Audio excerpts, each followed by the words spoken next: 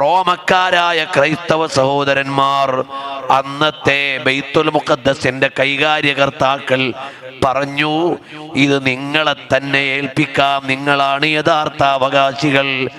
അത് ഏറ്റെടുത്ത് തരണമെങ്കിൽ നിങ്ങളുടെ ഭരണാധികാരിയായ ഖലീഫയായ ഉമർ ഇബ്നുൽ ഖത്താബ് തങ്ങൾ നേരിട്ട് വരണം. ഉമർ റളിയല്ലാഹു അൻഹു നേരിട്ട് വന്നാൽ ഞങ്ങൾ താക്കോൽ ഏൽപ്പിക്കാം. അങ്ങനെ അവരെല്ലാവരും പറഞ്ഞു. ഉമർ റളിയല്ലാഹു അൻഹു മദീനയിൽ നിന്ന് പുറപ്പെട്ടു. ഒരൊട്ടകപ്പുറത്ത് കൂടെ ഒരു പരിചാരകനുമുണ്ട്, രണ്ടുപേരും മാത്രം. മാസങ്ങളുടെ വഴിദൂരമുണ്ടല്ലോ അവിടേക്ക്. മഹാനായ സയ്യിദുനാ ഉമർ ഇബ്നുൽ ഖത്താബ് റളിയല്ലാഹു അൻഹു പുറപ്പെട്ടു. ഒരു വാഹനമേ ഉള്ളൂ, ഖാദിമിനും മഹാനവറുകൾക്കും കൂടി. ബഹുമാനപ്പെട്ടവര് പറഞ്ഞു, കുറച്ചു നേരം ഞാൻ വാഹനപ്പുറത്തിരിക്കും, ആ സമയത്ത് നീ കടിഞ്ഞാൺ പിടിക്കണം. പിന്നെ ഞാൻ വാഹനപ്പുറത്തിരിക്കും, പിന്നീട് നിങ്ങൾ വാഹനപ്പുറത്ത് കയറണം, ഞാൻ കടിഞ്ഞാൺ പിടിച്ചുകൊള്ളാം. അങ്ങനെ ഊഴം വെച്ച് യാത്ര ചെയ്യുകയാണ്. ഖാദിമായ മനുഷ്യൻ പറഞ്ഞു, വേണ്ട വേണ്ട, അവിടുന്ന് അമീറുൽ മുഅ്മിനീനല്ലേ, ഖലീഫത്തുൽ മുഅ്മിനീനല്ലേ, ഞാൻ നടന്നോളാം, നിങ്ങൾ വാഹനപ്പുറത്ത് യാത്ര ചെയ്തോ. വേണ്ട വേണ്ട. അങ്ങനെ ഊഴം വെച്ച് യാത്ര ചെയ്ത് അങ്ങ് ബൈത്തുൽ മുഖദ്ദസിന്റെ അടുക്കലേക്ക് എത്തുകയാണ്.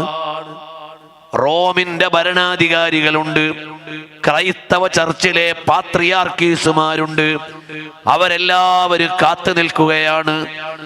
മഹാനരായ ഉമർ ഇബ്നുൽ ഖത്താബ് തങ്ങൾ ലോകം ഞെട്ടിത്തെരിക്കുന്ന പേരുള്ള ഭരണാധികാരിയാണ്. ആ ഭരണാധികാരി വരും, ബൈത്തുൽ മുഖദ്ദസ് ഏറ്റെടുക്കാൻ പോവുകയാണ്. എല്ലാരും നോക്കി നിൽക്കുമ്പോൾ അങ്ങ് വാഹനപ്പുറത്ത്, ഒരൊട്ടകപ്പുറത്ത് ഒരാളുണ്ട്, ഒരാൾ കടിഞ്ഞാൺ പിടിച്ചിട്ടുമുണ്ട്. അടുത്തിങ്ങനെ വരികയാണ്. ഇവരെല്ലാവരും കൂടി കാത്തു നിന്ന് നോക്കിയപ്പോൾ എല്ലാവരും വാഹനപ്പുറത്തുള്ള ആളെ ലക്ഷ്യം വെച്ചുകൊണ്ട് നീങ്ങി. അബൂ ഉബൈദ റളിയല്ലാഹു അൻഹു പറഞ്ഞു, അല്ലയോ പ്രിയപ്പെട്ടവരെ, ആ വാഹനപ്പുറത്തുള്ള ആളല്ല ഞങ്ങളുടെ ഖലീഫ, ആ കടിഞ്ഞാൺ പിടിച്ചുകൊണ്ടുവരുന്ന ആളാണ്. ഇതെന്തു കാര്യം? ഉമർ റളിയല്ലാഹു അൻഹു ഊഴം വെച്ച് യാത്ര ചെയ്തു വരികയാണല്ലോ. ആ യാത്രാക്രമം അനുസരിച്ച് പരിചാരകൻ മേലെ ഇരിക്കുന്ന സമയത്താണ് ബൈത്തുൽ മുഖദ്ദസിൽ എത്തിയത്. ഉമർ റളിയല്ലാഹു അൻഹുവിന് യാതൊരു മടിയും ഇല്ല. നേരെ അവിടെയുള്ള പാതിരിമാര് സ്വീകരിച്ചപ്പോൾ ഉമർ റളിയല്ലാഹു അൻഹു കണ്ടം വെച്ച കുപ്പായമാണ് ധരിച്ചിട്ടുള്ളത്. 7 or 8 കഷ്ണങ്ങൾ തുന്നിച്ചേർത്ത കുപ്പായം ധരിച്ചുകൊണ്ടാണ് നിൽക്കുന്നത്. അബൂ ഉബൈദ റളിയല്ലാഹു അൻഹു അടുത്ത് വന്ന് കെട്ടിപ്പിടിച്ചിട്ട് ചോദിച്ചു, ഓ ഉമറേ, ഇതെന്തു കുപ്പായമാണ്? ഇങ്ങനെയാണോ ഒരു ഔദ്യോഗിക ചടങ്ങിൽ ഏറ്റെടുക്കാൻ വരുന്നത്? അപ്പോൾ അബൂ ഉബൈദ തങ്ങൾ നല്ല ഒരു ഗൗൺ ധരിച്ചിട്ടുണ്ട്. ഉമർ റളിയല്ലാഹു അൻഹു ചോദിച്ചു, അബൂ ഉബൈദ, നിങ്ങൾ തന്നെ എന്നോട് ഈ ചോദ്യം ചോദിച്ചല്ലോ, വല്ലാത്ത ചോദ്യമായി പോയി. അഅസ്സനല്ലാഹു ബിൽ ഇസ്ലാം. നമുക്ക് പ്രതാപം എവിടെന്നാണ് അബൂ ഉബൈദ കിട്ടിയത്? നല്ല കുപ്പായത്തിൽ നിന്ന് കിട്ടിയതാണോ? നല്ല പണത്തിൽ നിന്ന് കിട്ടിയതാണോ? നല്ല പ്രതാപത്തിൽ നിന്ന് കിട്ടിയതാണോ? നല്ല സപ്രപഞ്ചങ്ങളിൽ നിന്ന് കിട്ടിയതാണോ? നമ്മൾ ഇന്ന് അനുഭവിക്കുന്ന മുഴുവൻ പ്രതാപങ്ങളും ഈമാനും ഇസ്ലാമും മുറുകെ പിടിച്ചപ്പോഴല്ലേ നമുക്ക് കിട്ടിയത്. നിങ്ങളിങ്ങനെ ഒരു പ്രൗഢിയുള്ള വേഷം ധരിച്ചുകൊണ്ട് നിൽക്കുമെന്ന് ഞാൻ പ്രതീക്ഷിച്ചില്ല. നിങ്ങൾ എന്നെ ഈ വിഷയത്തിൽ കുറ്റപ്പെടുത്തുമെന്ന് ഞാൻ വിചാരിച്ചില്ല എന്ന് അബൂ ഉബൈദ തങ്ങളോട് പറഞ്ഞപ്പോൾ അബൂ ഉബൈദ റളിയല്ലാഹു അൻഹു പറയാണ്, ക്ഷമിക്കണം ഉമർ എന്നവരെ, ഞാൻ ഈ ധരിച്ച ഗൗണ് എൻ്റെ ഇഷ്ടം കൊണ്ട് ധരിച്ചതല്ല. ഇവര് നിർബന്ധിച്ച് അവരുടെ ആതിഥ്യത്തിന്റെ ചിട്ടയിൽ പറഞ്ഞപ്പോ ഞാൻ ഇട്ടുപോയതാണ്. പ്രിയമുള്ളവരെ, ഉമർ റളിയല്ലാഹു അൻഹുവിന്റെ കയ്യിലേക്ക് ബൈത്തുൽ മുഖദ്ദസിന്റെ താക്കോൽ അല്ലെങ്കിൽ ഖുദ്സ് പട്ടണത്തിന്റെ താക്കോല് കൊടുത്തു. ആ കണ്ടം കുപ്പായമിട്ട ഉമർ ഇബ്നുൽ ഖത്താബ് എന്ന ഭരണാധികാരി അധികാരപൂർവ്വം അർഹതയോടെ അത് വാങ്ങിയിട്ട് ചോദിച്ചു, ഇവിടെ ജൂതന്മാരായ ആളുകൾ, യഹൂദികളായ ആളുകൾ പുണ്യം കൽപ്പിക്കുന്ന ഒരു സ്ഥലമുണ്ടല്ലോ, അതെവിടെയാണ്? അപ്പോൾ പറഞ്ഞു, അതാ കാണുന്ന സ്ഥലം. നോക്കിയപ്പോൾ അവിടെ വേസ്റ്റുകൾ ഇട്ടിരിക്കുന്ന സ്ഥലമാണ്. മഹാനായ ഉമർ ഇബ്നുൽ ഖത്താബ് തങ്ങൾ വേറെ ഒന്നും ആലോചിച്ചില്ല. കുപ്പായ കൈയൊന്ന് കയറ്റി, ഉള്ള തുണിയൊന്ന് മെല്ലെ ഒതുക്കിക്കൂട്ടി, എന്നിട്ട് നേരെ സ്വന്തം കൈകൊണ്ട് അവിടം വൃത്തിയാക്കുകയാണ്. ഇത് കണ്ടപ്പോൾ കൂടെയുള്ളവരും ചേർന്നു. ഖുദ്സ് പട്ടണത്തിൽ അന്ന് ക്രൈസ്തവരുണ്ട്, അന്ന് ജൂതന്മാരുണ്ട്. ഒരാളെയും ഖുദ്സിൽ നിന്ന് പുറത്താക്കിയില്ല, ഒരാളെയും ആക്രമിച്ചില്ല. ലോക ചരിത്രം പറയുന്നത് ബൈത്തുൽ മുഖദ്ദസിൽ അഥവാ ഖുദ്സ് പട്ടണത്തിൽ എല്ലാ മതക്കാരും ഏറ്റവും ക്ഷേമൈശ്വര്യത്തോടെ ജീവിച്ച കാലമായിരുന്നു അത്. അപ്പോൾ ഈ ഖുദ്സ് ബൈത്തുൽ മുഖദ്ദസിന്റെ അടുത്ത് തന്നെ കനീസത്തുൽ ഖിയാമ എന്ന ക്രൈസ്തവരുടെ ഒരു ദേവാലയമുണ്ട്. അവിടേക്ക് കൂട്ടിക്കൊണ്ടുപോയി അതിന്റെ താക്കോലും ഉമർ ഇബ്നുൽ ഖത്താബ് തങ്ങളെ ഏൽപ്പിച്ചു. ഉമർ റളിയല്ലാഹു അൻഹു അതവിടെയുള്ള ഒരു കുടുംബക്കാരെ ഏൽപ്പിച്ചു.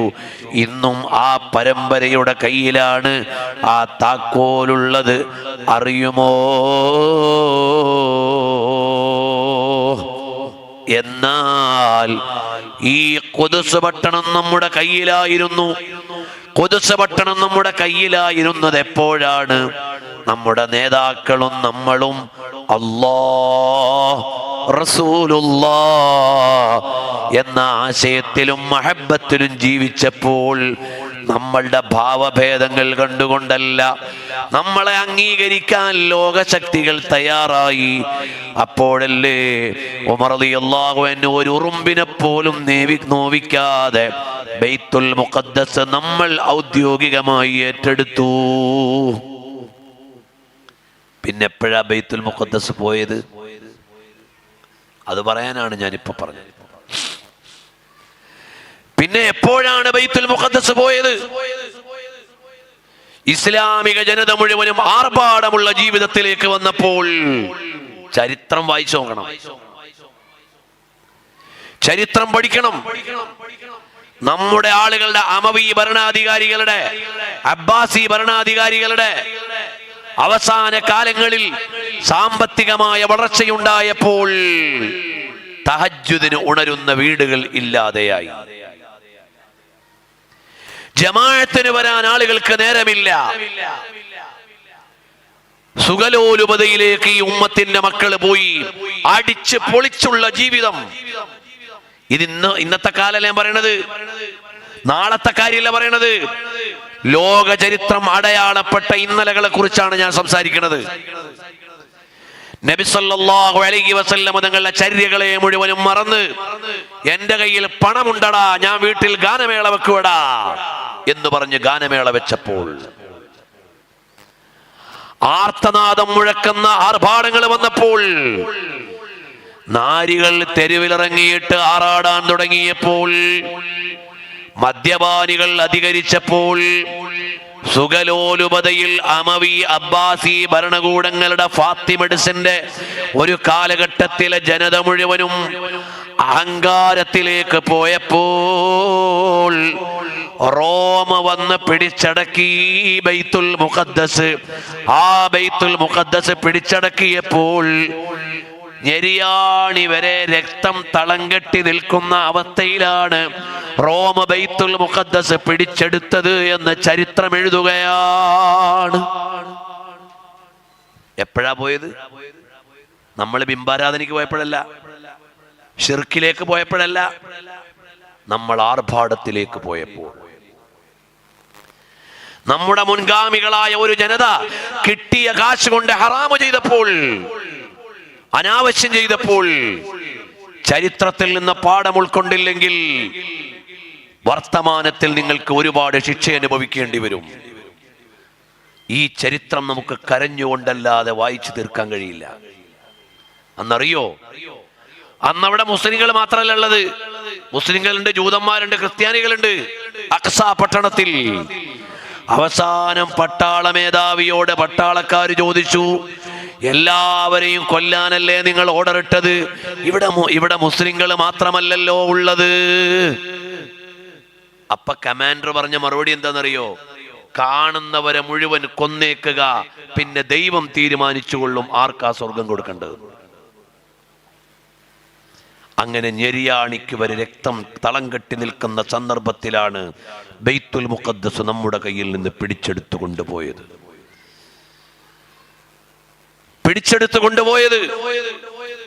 ഇന്ന് കാണുന്ന ആധുനിക യൂറോപ്പിന്റെ സ്പെയിനിൽ നമ്മുടെ ഒരുപാട് ഇമാമിങ്ങൾ ജീവിച്ച നാടാണത്. യൂറോപ്യൻ രാജ്യങ്ങളിൽ മുഴുവൻ സംസ്കാരം കൊടുത്തതാരാ? നമ്മൾ. ആരായിരുന്നു അതിന്റെ കേന്ദ്രബിന്ദുവായി നിന്നവരിൽ ഒരാൾ? മഹാനായ മുഹമ്മദുൽ ഫാത്തിഹ റളിയല്ലാഹു അൻഹു കോൺസ്റ്റാന്റിനോപ്പിൾ ജയിച്ചടക്കിയ ചരിത്രം ചെറുപ്പക്കാരെ നിങ്ങൾ കേട്ടിട്ടുണ്ടോ? വായിച്ചു നോക്കണം. നബി സല്ലല്ലാഹു അലൈഹി വസല്ലം തങ്ങളെ പ്രത്യേകം ദുആ ചെയ്തു, നിഅമൽ അമീറു അമീറുഹാ. ആ കോൺസ്റ്റാന്റിനോപ്പിൾ ജയിച്ചടക്കുന്ന ഒരു കാലം നമ്മൾ ആരായിരുന്നു? അംഗത്തിൽ കുറവായിരുന്നു. സമരം റമദാനിലായിരുന്നു. കടലിലൂടെ കപ്പൽ വലിച്ചു കൊണ്ടുപോയ ഒരു ചരിത്രം ലോകത്തേതെങ്കിലും ഒരു സംഘത്തിന് പറയാനുണ്ടെങ്കിൽ അത് നമ്മുടെ മുൻഗാമികൾക്കേ പറയാനുള്ളൂ. കപ്പൽ കരയിലൂടെ വലിച്ചു കൊണ്ടുപോയി. റോം ഉണ്ടാക്കിയിരുന്ന മുഴുവൻ ബണ്ടുകളെയും സമുദ്ര നിയന്ത്രണങ്ങളെയും ബ്രേക്ക് ചെയ്ത് അതിന്റെ ഉള്ളിലേക്ക് കപ്പലെത്തിക്കാൻ അവസാനം മഹാനവറുകൾ പറഞ്ഞു, നമുക്ക് ഈ ഒരു രാത്രി കൊണ്ട് നിശ്ചിത കപ്പലുകൾ കടലിൽ അവരുടെ ചങ്ങല പൊട്ടിച്ച് കയറാൻ കഴിയാത്തത് കൊണ്ട് കരയിലൂടെ വലിച്ചു കൊണ്ടുപോയി അവിടെ ഇറക്കണം. ഇത് കഥയല്ല, റിയൽ ഹിസ്റ്ററി. അത് മാത്രം ഒരു 4-5 മണിക്കൂർ പറയണം മുഹമ്മദുൽ ഫാത്തിഹ തങ്ങളെ. ഇവിടെ സമയമില്ലാത്തതുകൊണ്ട് ഞാൻ അതിലേക്ക് കടക്കണില്ല. നമ്മൾ ഓരോരുത്തരും അറിയണം. അങ്ങനെ ഇന്ന് യൂറോപ്പിലെ സ്പെയിൻ, കൊർദോവ, ഈ പ്രദേശങ്ങൾ മുഴുവനും ഇസ്ലാമിക വിജ്ഞാനത്തിന്റെയും നാഗരികതയുടെയും ഈറ്റില്ലമായിരുന്നു. അവിടെയാണ് ഗവേഷണങ്ങൾ ഉണ്ടായത്, അവിടെയാണ് പണ്ഡിതന്മാര് വളർന്നു വന്നത്. ഇമാമുൽ ഖുർത്തുബി തങ്ങളുടെ നാടല്ലേ കൊർദോവ എന്നത്. ഒരുപാട് ഇമാമിങ്ങൾ ഉദയം കൊണ്ട നാടാണ് യൂറോപ്പ്. ആ യൂറോപ്പ് ഏറ്റവും വികസനമുണ്ടായ കാലം മുസ്ലിമീങ്ങളുടെ കാലമാണ്. ഏറ്റവും പ്രതാപത്തോടെ ജൂതന്മാരടക്കം ജീവിച്ചത് മുസ്ലിങ്ങൾ ഭരിച്ചിരുന്ന കാലമാണ്. നമ്മുടെ കയ്യിൽ നിന്ന് ബൈത്തുൽ മുഖദ്ദസ് പോയി. പിന്നെ ബൈത്തുൽ മുഖദ്ദസ് തിരിച്ചു കിട്ടിയത് എപ്പോഴാണ്? പിന്നെ നമ്മുടെ കയ്യിലേക്ക് ബൈത്തുൽ മുഖദ്ദസ് വന്നത് എപ്പോഴാണ്? ഈ ആർഭാടങ്ങളിൽ നിന്നെല്ലാം മാറിയിട്ട് ഞാൻ ഈ വയത് പറയുന്ന മാതിരിയുള്ള കാര്യങ്ങൾ ജീവിതത്തിലേക്ക് പകർത്തുന്ന ആളുകൾ വന്നപ്പോൾ അവരുടെ മുമ്പിൽ നിന്നയാളാണ് മഹാനായ സയ്യിദുനാ സ്വലാഹുദ്ദീൻ അൽ അയ്യൂബി റളിയല്ലാഹു അൻഹു. കഥ പറഞ്ഞു പോകാനല്ല ഞാൻ ഇന്ന് വന്നത്. ചരിത്രത്തിൽ നിന്നുള്ള ചില യാഥാർത്ഥ്യങ്ങളെ വർത്തമാനത്തോട് ചേർത്ത് ആലോചിക്കണമെന്ന് പറയാനാണ്. സ്വലാഹുദ്ദീൻ അയ്യൂബി തങ്ങള് ബൈത്തുൽ മുഖദ്ദസ് തിരിച്ചു പിടിച്ചത് ആയുധ ശക്തി കൊണ്ടല്ല, ആത്മീയ ശക്തി കൊണ്ടാണ്. സൈനിക ബലം കൊണ്ടല്ല, ആധ്യാത്മിക ബലം കൊണ്ടാണ്. സ്വലാഹുദ്ദീൻ അയ്യൂബി തങ്ങളുടെ മുൻഗാമിയായ ഇസ്സുദ്ദീൻ അസ്സിംഗി, ഇമാദുദ്ദീൻ അസ്സിംഗി, ഇമാദുദ്ദീൻ അസ്സിംഗി എന്ന ഭരണാധികാരി നല്ല നീതിമാനായ സാത്വികനായ മഹാനാണ്. ബൈത്തുൽ മുഖദ്ദസ് നമുക്ക് തിരിച്ചു കിട്ടണമല്ലോ, പ്രവർത്തിക്കാൻ തുടങ്ങി. പക്ഷേ വേഗം കൊല്ലപ്പെട്ടു പോയി. പിന്നീട് വന്ന ഭരണാധികാരിയാണ് നൂറുദ്ദീൻ അസ്സിംഗി. ഭരണാധികാരിയാണ്, രാഷ്ട്രീയ നേതാവാണ്. പക്ഷേ തഹജ്ജുദ് നിസ്കരിക്കുന്ന രാഷ്ട്രീയ നേതാവാണ്. ഔറാദുകൾ പതിവാക്കുന്ന ഭരണാധികാരിയാണ്. വിറുതുകൾ മുടക്കാത്തവരാണ്. നൂറുദ്ദീൻ അസ്സിംഗി തങ്ങളുടെ കാലത്താണ് അലപ്പോയിൽ നിന്നുള്ള ക്രിസ്ത്യാനികളോ ജൂതന്മാരോ നബി സല്ലല്ലാഹു അലൈഹി വസല്ലം തങ്ങളുടെ തിരുശരീരം മോഷ്ടിച്ചു കൊണ്ടുപോകാൻ വന്നത്. അവര് ചെയ്ത പണി എന്താണ്? മസ്ജിദുൻ നബവിയിൽ നിന്ന് അധികം ദൂരമല്ലാത്ത ഒരു സ്ഥലത്ത് തമ്പടിച്ചു. അവര് തുരന്നുണ്ടാക്കും, അണ്ടർഗ്രൗണ്ടിലൂടെ തുരന്ന് മണ്ണ് ശേഖരിക്കും. സുബഹിക്ക് മുമ്പ് ജന്നത്തുൽ ബഖീ ഖബർസ്ഥാനാണ്, അവിടെ കൊണ്ടുപോയി മണ്ണ് നിക്ഷേപിക്കും. തഹജ്ജുദിന്റെ സമയത്ത് തന്നെ പള്ളിയിൽ വരും. ആരും സംശയിക്കുന്ന വ്യക്തികളല്ലാതെ ജൂതന്മാരവിടെ തുരന്ന് നബി സല്ലല്ലാഹു അലൈഹി വസല്ലം തങ്ങളുടെ ഖബർ ശരീഫ് ഉൾക്കൊള്ളുന്ന റൂമിന്റെ അടുത്ത് വരെ എത്തി. അപ്പോഴാണ് നബി സല്ലല്ലാഹു അലൈഹി വസല്ലം തങ്ങൾ നൂറുദ്ദീൻ സിംഗി എന്ന ഭരണാധികാരിയോട് സ്വപ്നത്തിൽ പറഞ്ഞു, എന്റെ ഖബർ ഇങ്ങനെ തുരന്നു വരുന്നുണ്ട്, വേണ്ടത് ചെയ്യണേ. ഇത് താരീഖുൽ മസ്ജിദുൻ നബവി ശരീഫിലുണ്ട്. അതുപോലെ സയ്യിദ് സുമൂദി തങ്ങളുടെ വഫാഉൽ വഫയിലുണ്ട്, താരീഖുൽ മദീനത്തുൽ മുനവ്വറയിലുണ്ട്. ഒരുപാട് ഗ്രന്ഥങ്ങളിലുള്ള കാര്യമാണ്. അവസാനം നൂറുദ്ദീൻ സിംഗി തങ്ങൾ നേരെ മദീനയിൽ വന്നു. മദീനയിൽ വന്ന് ഇവരെ കണ്ടുപിടിച്ചു, മാതൃകാപരമായ ശിക്ഷ നടപ്പിലാക്കി. എന്നിട്ട് മഹാനവറുകൾ നബി സല്ലല്ലാഹു അലൈഹി വസല്ലം തങ്ങളുടെ ഖബർ ശരീഫിന്റെ ചുറ്റും വെള്ളം കാണുന്ന ആഴത്തിൽ കുഴിക്കുകയും ഈയം ഒഴിച്ചിട്ട് മതിൽ കെട്ടുണ്ടാക്കുകയും ചെയ്തു അണ്ടർഗ്രൗണ്ടിൽ. അങ്ങനെ സംരക്ഷണം ഏർപ്പെടുത്തിയ മഹാനാണ് നൂറുദ്ദീൻ സിംഗി എന്ന ഭരണാധികാരി. മഹാനവറുകൾ ഒരുപാട് നീക്കങ്ങൾ നടത്തി. നാളെ എന്നെങ്കിലും ഒരു ദിവസം ഈ മസ്ജിദുൽ അഖ്സ മോചിച്ചു കിട്ടുമെന്ന് കരുതി മഹാനവറുകൾ ഒരു മിമ്പർ പണിതവിടെ വെച്ചു. പക്ഷേ മഹാനവറുകളും വഫാത്തായി പോയി. പിന്നീട് ചെറുപ്പക്കാരനായ മകനാണ് ഭരണാധികാരിയായത്. അന്ന് സലാഹുദ്ദീൻ അയ്യൂബി തങ്ങൾ ഈജിപ്തിലാണ്. ആ ചെറുപ്പക്കാരനായ ഭരണാധികാരി രാഷ്ട്രീയ മേഖലയൊക്കെ തകർന്ന് തരിപ്പണമായപ്പോൾ സലാഹുദ്ദീൻ അയ്യൂബി തങ്ങൾ രംഗത്തേക്ക് വന്നു. മഹാനവറുകൾ ആലോചിക്കുകയാണ്, ബൈത്തുൽ മുഖദ്ദസ് ഒന്ന് മോചിപ്പിക്കണമല്ലോ. അതിന് മഹാനവറുകൾ ചെയ്ത പണി എന്താണ്? ജനങ്ങളെ ആത്മീയമായി സംസ്കരിച്ചു. എന്നിട്ട് രാത്രിയിൽ 20 കൊല്ലത്തെ പരിശ്രമമാണ് സലാഹുദ്ദീൻ അയ്യൂബി തങ്ങൾ നടത്തിയത്. തഹജ്ജുദിന്റെ സമയത്ത് മുസ്ലിം വീടുകളുടെ ഗല്ലികളിലൂടെ ഇങ്ങനെ നോക്കും, വിളക്ക് തെളിഞ്ഞിട്ടുണ്ടോന്ന്. അവ പല വീടുകളിലും ആൾ ഉണർന്നിട്ടില്ല. അപ്പൊ സലാഹുദ്ദീൻ അയ്യൂബി തങ്ങൾ പറഞ്ഞു, ബൈത്തുൽ മുഖദ്ദസ് കിട്ടാൻ പോണില്ല. തഹജ്ജുദിന്റെ സമയത്ത് ഉണരാത്ത ഒരു മുസ്ലിം ജനതയ്ക്ക് ജയിക്കാൻ പറ്റില്ല. നമ്മുടെ മക്കൾ സുബഹി നിസ്കരിക്കാറുണ്ടോ എന്ന് നമ്മൾ ആലോചിക്കണം. ആ സുബഹി നിസ്കരിക്കാതെ കിടന്നുറങ്ങുന്നത് നമുക്ക് മുഴുവനും വിപത്താണ്. നമുക്കല്ല തന്ന നിഅമത്ത് മുഴുവൻ ഇല്ലാതാകാനുള്ള കാരണമാണ്. പാതിരാവുകളിൽ നമ്മുടെ മക്കൾ ഡിജിറ്റൽ സ്ക്രീനുകളിൽ ജീവിതം കഴിച്ചുകൂട്ടിയിട്ട് രാത്രികാലങ്ങളിൽ അങ്ങാടികളിൽ അലഞ്ഞു നടന്നിട്ട് സുബഹി ഖളാക്കിയിട്ട് വീട്ടിൽ കിടന്നുറങ്ങുന്നുണ്ടോ? വിപത്ത് വരാനുണ്ടേ, അപകടം വരാനുണ്ടേ. ഇത് ചരിത്രം വെച്ചുകൊണ്ടുള്ള വർത്തമാനമാണ്.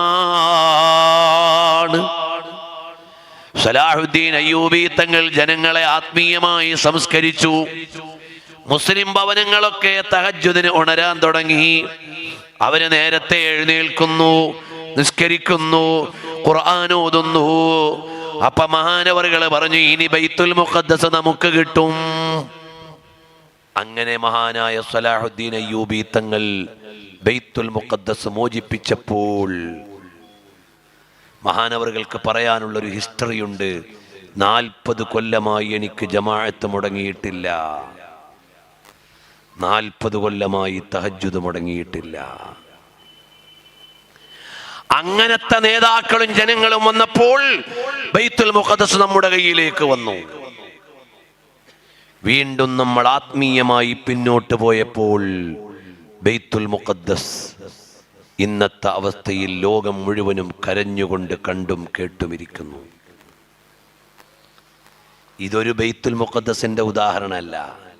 നമ്മുടെ ഒരുപാട് പള്ളികൾ തകർക്കപ്പെട്ടത് നമ്മൾ ഭൗതികതയിലേക്ക് ആറാടുകയും അള്ളാഹുവിനെ മറക്കുകയും നിസ്കരിക്കാതിരിക്കുകയും ഒക്കെ ചെയ്തപ്പോഴാണ്. നമ്മുടെ ഒരുപാട് സ്വത്വങ്ങൾ ഇല്ലായ്മ ചെയ്യപ്പെട്ടത്, നമ്മളുടെ അഭിമാനം മുഴുവനും ഇവിടെ ചോദ്യം ചെയ്യപ്പെടുന്നത്. മഹാനായ ഉമർ ബിൻ ഖത്താബ് റളിയല്ലാഹു അൻഹു പറഞ്ഞതുപോലെ അഅസ്സനല്ലാഹു ബിൽ ഇസ്ലാം, അല്ലാഹു തആല ഇസ്ലാം കൊണ്ടാണ് നമുക്ക് പ്രതാപം നൽകിയത്, അല്ലാതെ ജാട കൊണ്ടല്ല, വേല കൊണ്ടല്ല. യാ അയ്യുഹല്ലദീന ആമനൂ ആമിനൂ. ഇന്നത്തെ നമ്മുടെ വിചാരം എന്താണ്? പണമുണ്ടായാൽ ലൈഫ് ഹാപ്പിയായി എന്ന്.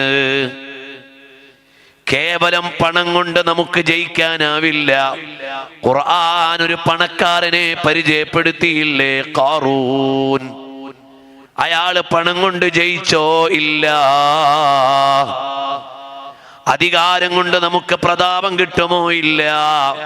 ഖുർആൻ ഒരു ഭരണാധികാരിയെ പരിചയപ്പെടുത്തിയില്ലേ? ഞാനാണ് പടച്ചോനെന്ന് വരെ വാദിക്കാൻ മാത്രം സ്വാധീനമുള്ളൊരു ഭരണാധികാരി ഫിർഔൻ.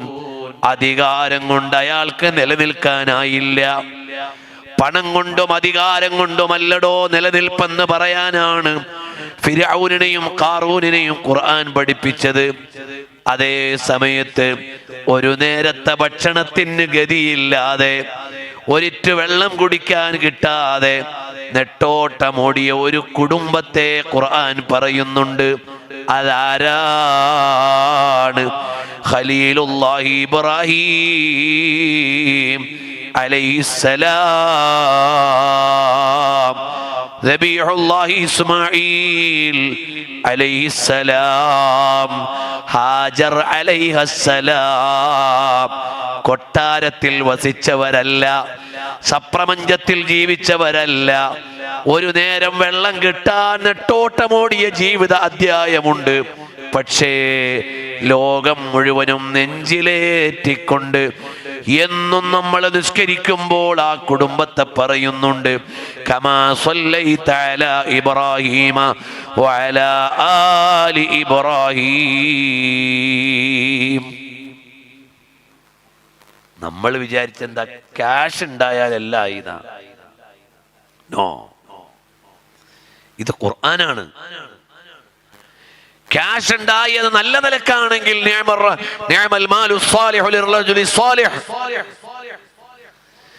സ്വാലിഹായ മനുഷ്യന്റെ കയ്യിൽ സ്വാലിഹായ സമ്പാദ്യമുണ്ടായാൽ അതവൻ പിടിച്ചു വെച്ചിട്ട് ജാട കാണിക്കാനല്ല. മസ്ജിദുൻ നബവി പണിയാൻ സംഭാവന കൊടുത്ത ഉസ്മാൻ ഇബ്നു അഫ്ഫാൻ തങ്ങളുടെ സ്വത്ത് പോലെ, മദീനത്തെ ജനങ്ങൾക്ക് വെള്ളം കുടിക്കാൻ കിണർ വാങ്ങിക്കൊടുത്ത ഉസ്മാൻ ഇബ്നു അഫ്ഫാൻ തങ്ങളുടെ സ്വത്ത് പോലെ, മുസ്ലിങ്ങൾക്ക് ആവശ്യമുള്ളപ്പോഴെല്ലാം വാരിക്കോരി കൊടുത്ത അബ്ദുറഹ്മാൻ ഇബ്നു ഔഫ് തങ്ങളുടെ സമ്പാദ്യം പോലെ, അള്ളാഹുവിനെ മറക്കാത്ത നിഅമത്ത് അത് ദീനിന് ഉപകാരമാണ്, അതിന്റെ ആളുകൾക്കും ഉപകാരമാണ്. അല്ലാതെ പുതിയ തലമുറ വിചാരിച്ചത് പൈസ ഉണ്ടോ എല്ലായി, വേറൊന്നും ആവശ്യമില്ല. അങ്ങനല്ല. പൈസ കൊണ്ട് മാത്രം ഒരു ജനതയും ജയിച്ചിട്ടില്ല. മഹാനായ സലാഹുദ്ദീൻ അയ്യൂബി റളിയല്ലാഹു അൻഹു ഇത്രയും വലിയ ഭരണാധികാരിയാ. എന്നിട്ട് വഫാത്തായ നേരം കഫം പുടവയ്ക്ക് പോലും സ്വന്തം സ്വത്തുണ്ടായിരുന്നില്ല. മരണം ആസന്നമായി എന്നറിഞ്ഞപ്പോൾ ഖുർആൻ നന്നായി പാരായണം ചെയ്യാൻ അറിയുന്ന ആളുകളെ അടുത്തേക്ക് വിളിച്ചിരുത്തി. എന്നിട്ട് ഖുർആൻ അങ്ങ് ഓതിയപ്പോൾ അലൈഹി തവക്കൽതു വഇലൈഹി ഉനീബ് എന്ന ആയത്ത് എത്തിയപ്പോൾ മഹാനായ സലാഹുദ്ദീൻ അയ്യൂബി തങ്ങൾ യാത്രയായി. അവരല്ലേ രാജാക്കൾ? അവരുടെ ഉള്ളിലുണ്ടായിരുന്ന സ്വത്തേതാണ്? നബി സല്ലല്ലാഹു അലൈഹി വസല്ലമ തങ്ങളോടുള്ള മഹബ്ബത്താണ്, ഇത്തിബാഅാണ്. ശഅബാനു ശഹരി, നബി സല്ലല്ലാഹു അലൈഹി വസല്ലം തങ്ങൾ പഠിപ്പിച്ചു, ശഅബാൻ എൻ്റെ മാസമാണ് എന്ന് പറഞ്ഞാൽ ഇന്നല്ലാഹ വ മലായികതഹു യുസല്ലൂന അലൻ നബി യാ അയ്യുഹല്ലദീന ആമനൂ സല്ലൂ അലൈഹി വസല്ലിമൂ തസ്ലീമാ എന്ന ആയത്തിറങ്ങിയ മാസമാണിത്. നമ്മളൊക്കെ നന്നായി സ്വലാത്തു ചൊല്ലണം. നബി സല്ലല്ലാഹു അലൈഹി വസല്ലം തങ്ങളെ ഖൽബറിഞ്ഞുകൊണ്ടും മഹബ്ബത്ത് വെക്കണം. ഓരോ ദിവസവും നമ്മൾ യാത്രയാവുകയാണ്. ഞാൻ ഇന്നലത്തേക്കാൾ ഒരു ദിവസം കൂടി എൻ്റെ ഖബറിലേക്ക് അടുത്തു കഴിഞ്ഞു. ഇനി ബാക്കിയുള്ള ദിവസം എത്രയെന്ന് എനിക്കറിയില്ല. അതിന് ഒരു ദിവസമാണോ, ഒരു കൊല്ലമാണോ, ഒരു പതിറ്റാണ്ടാണോ, അറിയില്ല. നമ്മുടെ എല്ലാം ജീവിതം ഓരോ നിമിഷവും എണ്ണിക്കുറഞ്ഞുകൊണ്ടിരിക്കുകയാണ്. എപ്പോൾ എവിടെ വെച്ചാണ് ലോകത്തോട് വിട പറയുകയെന്നറിയില്ല. കഴിഞ്ഞ ദിവസം ഞാനും മുസ്തഫ ഹാജിയും കൂടി ബംഗാളിൽ നിൽക്കുമ്പോഴാണ് പൂക്കോത്തുള്ള ഒരു SSFന്റെ പ്രവർത്തകൻ വിളിച്ചിട്ട് പറഞ്ഞു, ഡൽഹിയിൽ നമ്മുടെ ഒരു കൂട്ടുകാരൻ മരണപ്പെട്ടിട്ടുണ്ട്, അവിടെ ആരെങ്കിലും ഉണ്ടോ നമുക്ക് വേണ്ട കാര്യങ്ങൾ ചെയ്യാൻ. ഞാൻ അപ്പോൾ തന്നെ ആ ഫോൺ ബഹുമാനപ്പെട്ടവരുടെ കയ്യിൽ കൊടുത്തു, ഇതാരാണെന്നൊന്ന് ഐഡന്റിഫൈ ചെയ്യാൻ. അപ്പോൾ പറഞ്ഞു, നമ്മുടെ പ്രിയപ്പെട്ട പ്രവർത്തകനാണ്. എങ്ങനെ ഡൽഹിയിലെത്തിയതാണ്? നോക്കുമ്പോൾ ഡൽഹിയിൽ ടൂറിന് പോയി കൂട്ടുകാരോടൊപ്പം. എന്നിട്ട് അവർ റൂമിൽ കിടന്നു. ചെറിയ എന്തോ ഒരു അസുഖമുണ്ടായിരുന്നു. രാവിലെ വിളിക്കുമ്പോൾ ഉണരുന്നില്ല. 17 വയസ്സോ മറ്റോ പ്രായമുള്ളൂ അല്ലേ? ഈ അടുത്ത നാട്ടുകാരനല്ലേ? മിഥിലാജ് എന്നാണ് പേര്. ആ ചെറുപ്പക്കാരൻ വിട്ടുപിരിഞ്ഞു പോയില്ലേ? അതെനിക്കുള്ള വഴലല്ലേ? നിങ്ങൾക്കുള്ള ഉപദേശമല്ലേ? നമുക്കുള്ള ഓർമ്മപ്പെടുത്തലല്ലേ? അതാ ലോകത്തറിയപ്പെട്ട പണ്ഡിതനായ ബഹുമാനപ്പെട്ട മക്കയിലെ ഷാഫിഈ മുഫ്തിയായിരുന്നവർ ഇതാ കഴിഞ്ഞ ദിവസം ഫ്ലൈറ്റിൽ വെച്ച് വഫാത്തായി പോയി. ഇതുപോലെ എത്രയെത്ര ആളുകൾ കിടന്നുറങ്ങിയിട്ട് രാവിലെ ഉണർന്നില്ല. ഗൾഫിലേക്ക് പോയിട്ട് അവിടെ എത്തിയില്ല, അവിടുന്ന് തിരിച്ചിട്ട് ഇവിടെ എത്തിയില്ല, നാട്ടിലെ എയർപോർട്ടിലെത്തിയിട്ട് വീട്ടിലെത്തിയില്ല. അതുപോലെ ഓരോ മനുഷ്യരും എത്ര വേഗം യാത്രയാവുകയാണ്. അതെല്ലാം എനിക്കും നിങ്ങൾക്കുമുള്ള വഅളാണ്, നസീഹത്താണ്. പ്രിയമുള്ളവരെ, നമ്മൾ അനാവശ്യമായ ഒരു ചാറ്റ് ചെയ്യുമ്പോഴാണ് അസ്റായീൽ വരുന്നതെങ്കിൽ അന്ത്യം എത്ര മോശമായി പോകും. ഒരന്യ പുരുഷന്റെ കൂടെയാണ് റൂം പങ്കിടുന്ന നേരത്താണെങ്കിൽ ഇന്നാലില്ലാഹ്. ഒരന്യ സ്ത്രീയുടെ കൂടെ ഒറ്റക്കാകുമ്പോഴാണെങ്കിൽ ഇന്നാലില്ലാഹ്. ഇതൊക്കെ ആലോചിച്ചിട്ട് ചിട്ടയിൽ ജീവിക്കാനല്ലേ മുഅ്മിനീങ്ങളെ നമ്മൾ ഒരുങ്ങേണ്ടത്. ഈ വഅളുകൾ എന്തിനുള്ളതാണ്? എന്നെയും നിങ്ങളെയും ആഖിറം ചിന്തിപ്പിക്കാനുള്ളതാണ്. നബി സല്ലല്ലാഹു അലൈഹി വസല്ലം തങ്ങളിലേക്ക് സ്നേഹം വർദ്ധിപ്പിക്കാനുള്ളതാണ്. സൽക്കർമ്മങ്ങൾ ചെയ്യാൻ പ്രേരണ നൽകാനുള്ളതാണ്. അല്ലാഹ്, എത്ര ഔദാര്യവാനാണ് റബ്ബ്. അല്ലാഹുവിലേക്ക് നന്നായി അടുക്കാൻ നമ്മളെല്ലാവരും ശ്രമിക്കണം.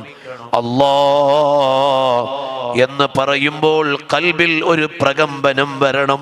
അപ്പോഴല്ലേ ഒരു മുഅ്മിനായി മാറുന്നത്. അല്ലാഹുവിന് നമ്മളോട് വലിയ ഇഷ്ടമാണ്. അല്ലാഹു നമ്മളോട് വലിയ കരുണയുള്ള രക്ഷിതാവാണ്. അല്ലാഹു നമ്മൾ വിളിക്കാൻ കാത്തിരിക്കുന്ന പരമാധികാരിയാണ്. നമ്മൾ ഒരു ചെറിയ വിളി വിളിച്ചാൽ അത് വലുതായി സ്വീകരിക്കാൻ ഔദാര്യമുള്ളവനാണ്. അവനല്ലേ പറഞ്ഞത്, ഓ നബിയേ, അവിടുത്തോട് ജനങ്ങൾ ചോദിക്കും, ഇദാ സഅലക ഇബാദി അന്നീ, എന്നെക്കുറിച്ച് തങ്ങളോട് ജനങ്ങൾ ചോദിക്കുമ്പോൾ തങ്ങൾ പറയണേ, ഫഇന്നീ ഖരീബ്, ഞാൻ ഇവിടെ തന്നെയുണ്ടെന്ന് പറഞ്ഞേക്കണേ നബിയേ. എന്ത് നല്ലൊരു പ്രയോഗമാണ് ഖുർആനിൽ അല്ലാഹു പറഞ്ഞത്. ഇദാ സഅലക ഇബാദി അന്നീ, എൻ്റെ അടിമകൾ എന്നെ കുറിച്ച് തങ്ങളോട് ചോദിക്കുമ്പോ തങ്ങൾ അവരോട് പറയണം ഫഇന്നീ ഖരീബ്, ഞാൻ ഇവിടെ തന്നെയുണ്ട് എന്ന് പറഞ്ഞേക്കണം. അപ്പൊ അവർക്കൊരു പ്രതീക്ഷയാണ്, അവർക്ക് ദുആ ചെയ്യാൻ ഒരാശയാണ്. അവര് ചോദിച്ചേക്കാം, വിളിച്ചാൽ ഉത്തരം തരുന്ന റബ്ബാണോ? പരമാധികാരിയല്ലേ അവൻ? ലോകം പടച്ച് ഭരിക്കുന്നവനല്ലേ അവൻ? വിളിച്ചാൽ ഉത്തരം ചെയ്യുന്നവനാണോ? ആശങ്കപ്പെടണ്ട. ഉദ്ഊനി, നിങ്ങൾ എന്നോട് ചോദിച്ചോളൂ. അസ്തജിബ് ലക്കും, ഞാൻ തന്നോളാം. നിങ്ങൾ നടന്നെൻ്റെ അടുക്കലേക്ക് വരാനാണോ ഒരുങ്ങിയത്? ഞാൻ ഓടി നിങ്ങളെ സ്വീകരിച്ചോളാം. നിങ്ങളൊരു ഒരടി അടുക്കാനാണോ? എന്നാൽ അതിൻ്റെ 10 ഇരട്ടി ഒരു മുഴം ഞാൻ അങ്ങോട്ടടുത്തോളാം. ഇത്തരം ഔദാര്യമുള്ളൊരു റബ്ബിനെ റഹ്മത്തുല്ലിൽ ആലമീനായ സല്ലല്ലാഹു അലൈഹി വസല്ലം തങ്ങൾ പരിചയപ്പെടുത്തിയിട്ടുണ്ട്. അതുകൊണ്ട് അള്ളാഹുവിലേക്ക് മടങ്ങണം. എൻ്റെ ഉമ്മ പെങ്ങന്മാരെ, വളരെ വിനയത്തോടെ ഞാനൊന്ന് പറഞ്ഞോട്ടെ, നമ്മുടെ വീട്ടിൽ അള്ളാഹുവിനെ ദിക്ർ ചെയ്യുന്ന വീടാകണം. ആർഭാടങ്ങളിൽ വീണു പോകരുത്. മൊബൈലിൽ ജീവിതത്തിന്റെ നല്ലൊരു ശതമാനം ഹോമിക്കുന്ന സഹോദരിമാരുണ്ട്. ക്ഷമിക്കണേ, നമ്മുടെ ആയുസ് ഡിജിറ്റലിൽ കൊല്ലാനുള്ളതല്ല, തമാശ പറഞ്ഞു തീർക്കാനുള്ളതല്ല, വാട്സപ്പ് സ്ക്രോൾ ചെയ്ത് തീർക്കാനുള്ളതല്ല. പുതിയ പുതിയ സംവിധാനങ്ങളുണ്ട്. പേര് പറഞ്ഞാൽ ചിലപ്പോൾ ചോദിക്കും, മൂല്യാരെ അതൊക്കെ പഴയതല്ലേന്ന്. ഓ സഹോദരിമാരെ, നമ്മുടെ അള്ളാഹുവിലേക്ക് അടുക്കാനുള്ള നിസ്കരിക്കേണ്ട സമയം, സ്വലാത്തു ചൊല്ലേണ്ട സമയം, ഖുർആൻ ഓതേണ്ട സമയം, ദിക്റ് ചൊല്ലേണ്ട സമയം, ഇതെല്ലാം കൊന്നിട്ടല്ലേ മൊബൈലിൽ നമ്മൾ സമയം ചെലവഴിക്കുന്നത്. കഴിഞ്ഞ വെള്ളിയാഴ്ച അൽ കഹ്ഫ് ഓതിയോ? സമയം കിട്ടാഞ്ഞിട്ടാണോ ഓതാതിരുന്നത്? ഒരൽ കഹ്ഫല്ല 10 അൽ കഹ്ഫ് ഓതേണ്ട നേരം മൊബൈലിൽ സ്ക്രോൾ ചെയ്തില്ലേ? ചെറുപ്പക്കാരാ, കഴിഞ്ഞ വെള്ളിയാഴ്ച അൽ കഹ്ഫ് ഓതിയോ?